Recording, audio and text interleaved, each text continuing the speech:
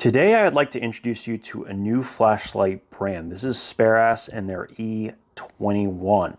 Now I think this might be their best current offering, and they have some features built into this that I have not seen from basically any other brand. So I want to talk about it and see if this is the right flashlight for you, as it's one of the most compact 21-700 flashlights I have ever seen.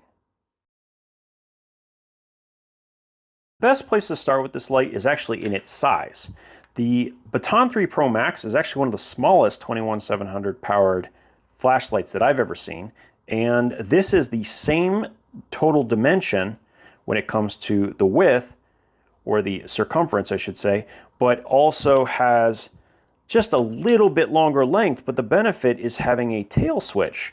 Now there's other benefits to this light, like the fact that it has a Type-C charging port, which is quite a bit easier to utilize than the proprietary charging system on an O-light, for instance. And some of the other lights out there, they have the same kind of proprietary systems. This does not have that issue. It's also rated IP68, which means it's an independent certification of waterproofing, and that's about as good as it gets until you start measuring it based on like diving flashlights, which is kind of a different system entirely.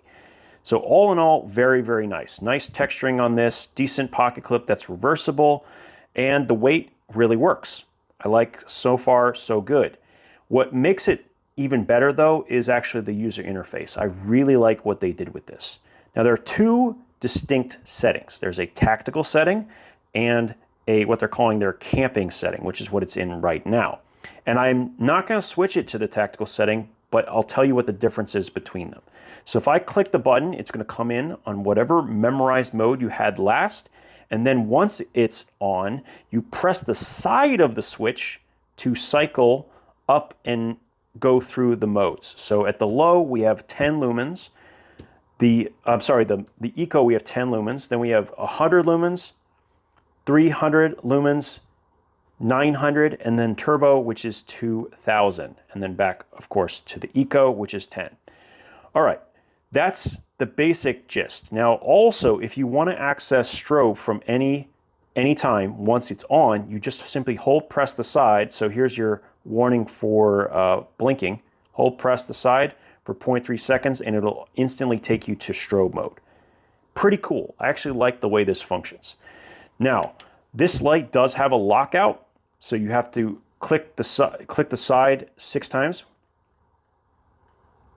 and it will blink. And then to unlock it, right now it's not on. 1, 2, 3, and then it will unlock. Now it functions perfectly fine. In fact, it's one of the easier lockout modes that I've had to deal with. So I don't dislike that. And it's pretty important because you can see how proud the switch stands, and the fact that there's things you can do on the side as well as pressing straight down. Well, yeah, that's important.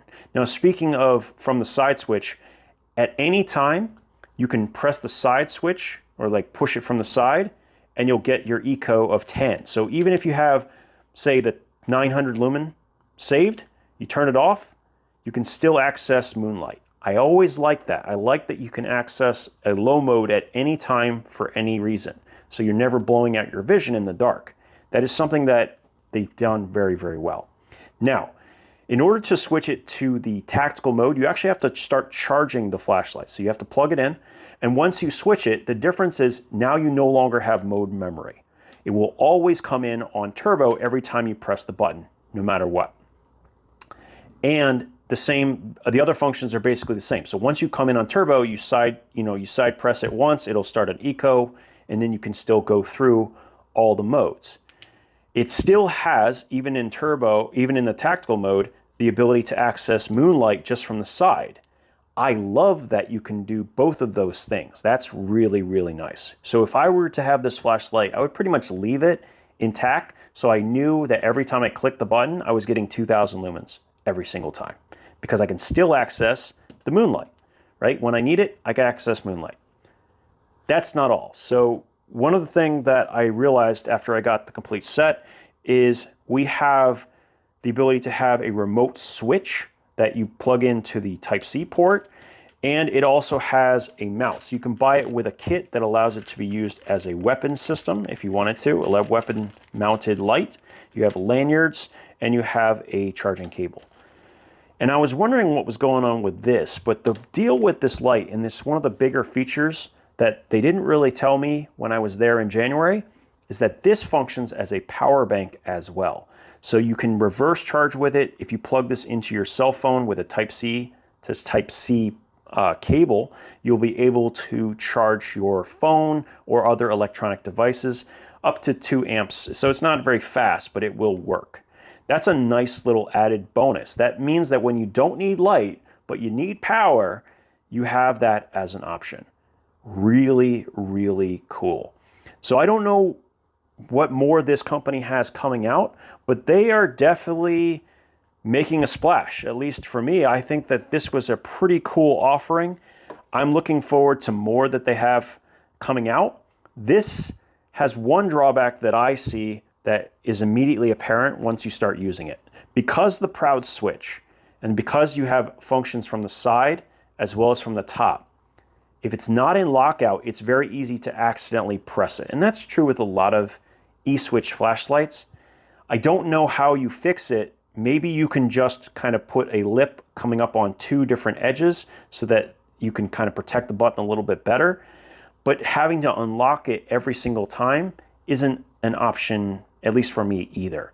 It is the one thing that kind of holds this back from being a nearly ideal 21700 powered flashlight, at least in my mind. That the fact that the button is so easy to press. If they can find a way to solve that problem, well, I might be switching over to this brand in the near future.